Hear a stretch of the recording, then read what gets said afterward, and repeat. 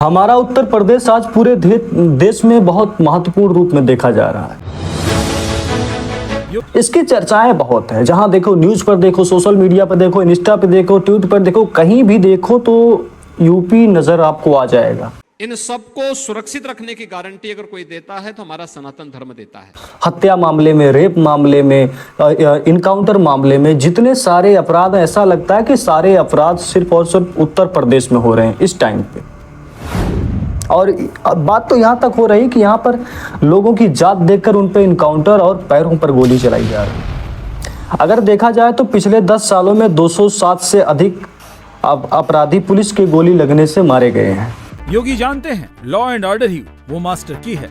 हालांकि इसमें लगभग 6,500 से अधिक लोग घायल हैं।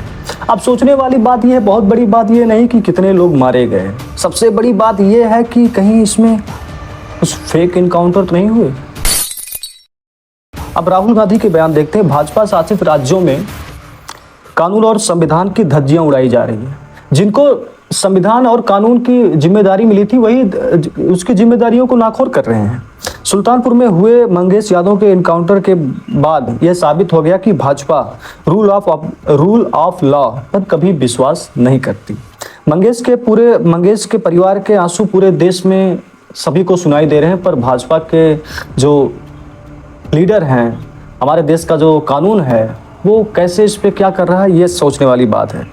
एसटीएफ के प्रोफेशनल फोर्स भाजपा सरकार में आपराधिक गिरोह की तरह चलाया जा रहा है, जिस पर केंद्र सरकार की चुप्पी और ठोको नीति पर काम चल रहा है। तो बात ये होती है कि पिछले कुछ दिनों पहले एक दुकान में चोरी होती है और चोरी के बाद 3 लोगों की गिरफ्तारी होती है।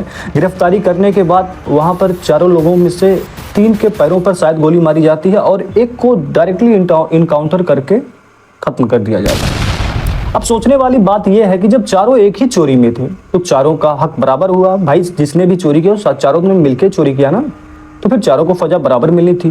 पर एक को इनकाउंटर कर दिया गया और चारों को ठिस मतलब पैरों में गोली मारकर छोड़ दी गई।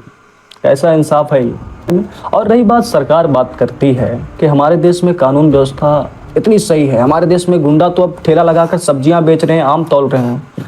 ठीक है, कोई बात नहीं, पर ये कानून। और सबसे बड़ी बात यह, दूसरी तरफ अदालत कहती है कि भैया आप अपराधी को पकड़िए, सजा देने का आपका हक क्या है, कानून किस लिए।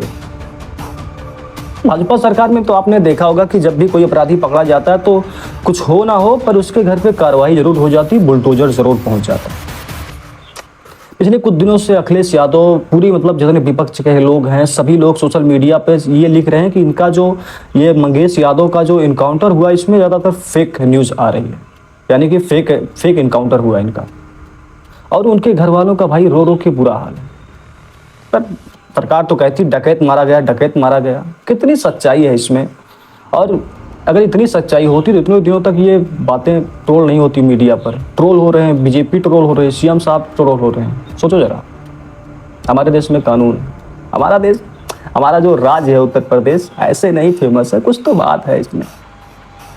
जो राम को लाए हैं हम उनको लाएंगे, यही है हमारा राम राज। यहाँ पर रेप, अपराध, डकैती, लूट, ऐसा कोई मामला नहीं है जो आजकल उत्तर प्रदेश में नहीं दिखता हो आपको। और बात तो जात देखकर गोली चलानी आती है। देखते हैं आगे क्या होता है, हमारा उत्तर प्रदेश कितना आगे जाएगा।